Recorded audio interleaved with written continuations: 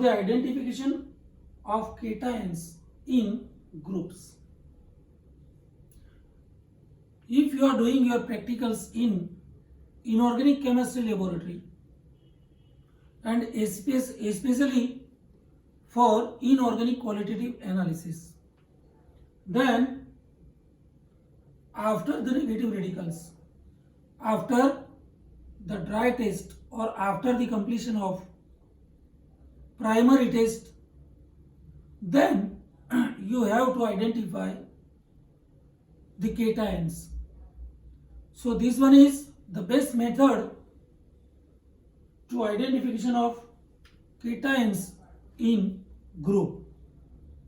If you are identify a present group in your inorganic qualitative mixture, then you should try to understand how can we identify the cations in groups. So I am coming with you today by taking this video. I am discussing about identification of cations in group. Okay. So before we start the group separation, there are some learning objectives. Friends, first learning objective is to know how to separate metal ions by selective precipitation. How to know separate metal ions. How can we separate different metal ions? By selective precipitations. It is because we are just produced some of the precipitates in different groups. So this one is very good objective. Then second one is to understand how several common metal ions can be identified in a solution using selective precipitation. Third point is the composition of a relatively complex mixture of metal ions can be determined using qualitative analysis, a procedure for discovering the identifier of metal ions present in the mixture rather than quantitative information about their amounts. Friends, we don't have need the amount of a cation. We are only going to observe the presence of a particular cation in a particular group. So it is only qualitative analysis. The procedure used to separate and identify more than 20 common metal cations from a single solution consists of selectively precipitating only a few kinds of metal at a time under given set of conditions. And last point is consecutive precipitation steps become progressively less selective until almost all the metal ions are precipitated. Then I would like to say solution of cations. Solution of cations group 1 to 5. Friends, as you know, before we start the group separation, we should prepare the solution for group separation. So if it is soluble in water, then the OS, original solution, or the separation for group separation, solution for group separation can be prepared in a water only. But if it is insoluble in water, then try with acid, then try with concentrated HCl, then try with concentrated HNO3, and if it is not dissolved, then try with concentrated HCl plus concentrated HNO3. It means at last we should try for aqua regia. Okay, solution contains, if there are group 1 present, then in group 1 there are Ag plus Pb plus 2 and Hg2 plus 2 may be present. It is because Ag, Hg and Pb, they are included in group 1, especially for UG students. But friends, you believe if you are studying in MSc, I mean in PG student, if you are a PG student, then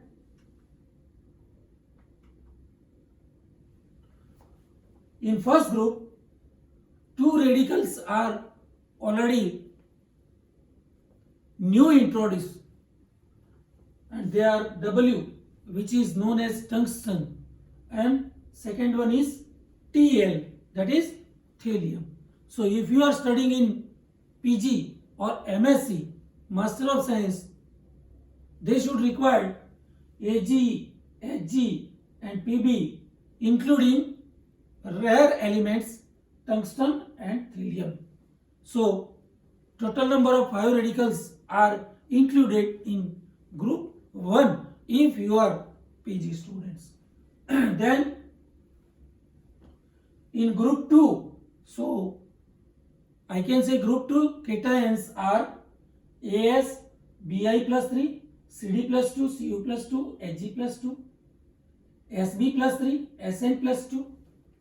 If you are a UG students, so for UG student, there are As, Bi, Cd, Cu, Hg, Sb and Tin are there in second group. But for PG students, some new radicals are already introduced as a rare element in second group, and they are molybdenum, selenium, gold, platinum, palladium and tellurium. So total 5 new radicals are already introduced as a rare element in second group. In group 3 cations, for UG students, cobalt plus 2, Fe plus 2, Fe plus 3, Mn plus 2, Ni plus 2, Zn plus 2, Al plus 3 and chromium plus 3. So group 3,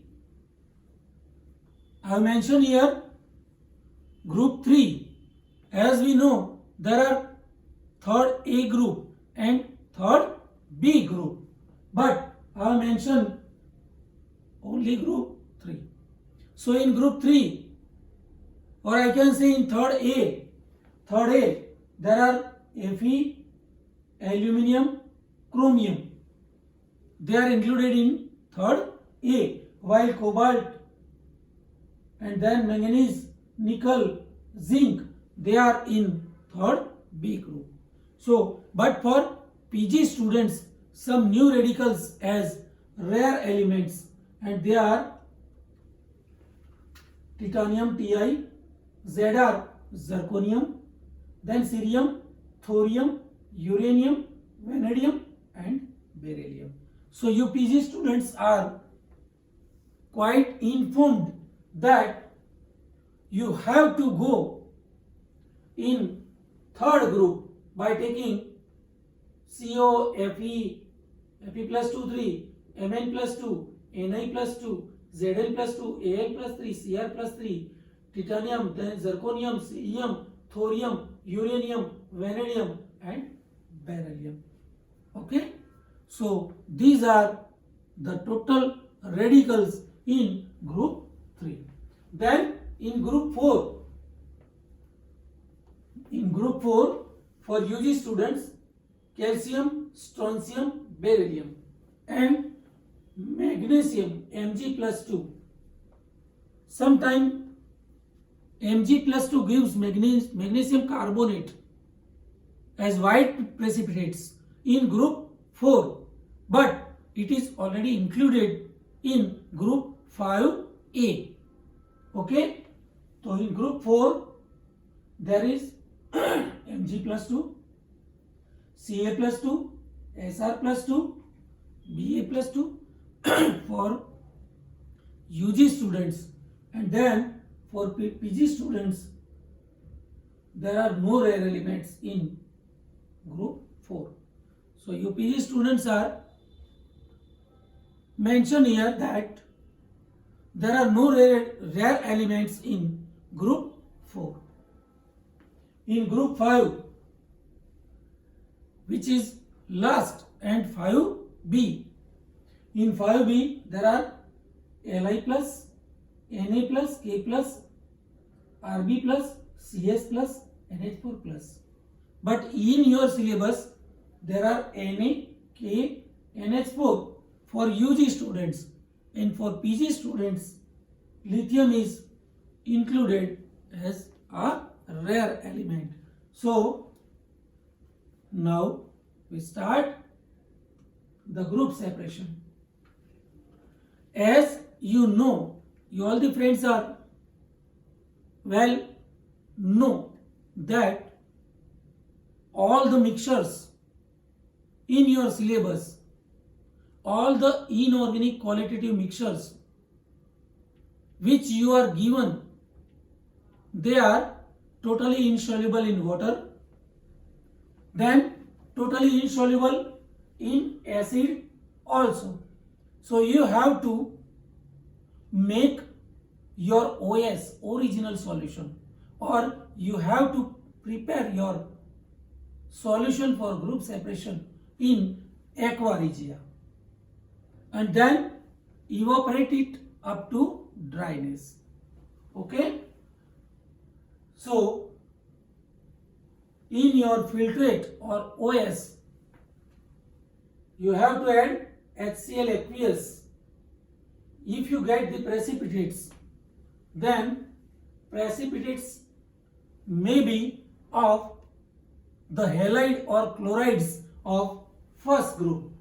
So it may be either AgCl or PbCl2 or HgCl2. And especially for PG students, there are tungsten and thallium may be present. If there are precipitates in first group with HCl, with hydrochloric acid. Now a special point can be noticed for PG students, that at this time, friends, if you are getting dark yellow precipitates in first group, then tungsten may be present. Okay, then you have to filter all these precipitates. If first group is present, then separate solution from precipitates. Okay, you can centrifuge also, and then in filtrate may contain group 2, 3, 4 and 5. Okay, in this filtrate you have to pass H2S. In second group you have to pass H2S for 2 to 5 minutes. Precipitates group 2 cations. Friends, if you have the colored sulfide precipitated in the test tube, then you can say that As2S3, bismuth sulfide, then cadmium sulfide, copper sulfide, mercury sulfide, tin sulfide, antimony sulfide, and then tin sulfide. Okay, this type of sulfides can be precipitated in second group. Okay, they are acid insoluble sulfides. Then you can say that the sulfide of second group may be present. Okay, then you have to filter or centrifuge this solution, and then separate the solution from precipitate, and the precipitates are quite for the analysis and filtrate of the second group may further go on. So filtrate may contain group 3, 4 and 5. Okay. If you add NH4Cl in third A group, you have to add NH4Cl, NH4OH, right? If you get the white PPTS, then the white precipitates of aluminium hydroxide or chromium hydroxide, then you can say that third A group is present. Friends, if you get the gelatinous white PPTS by the addition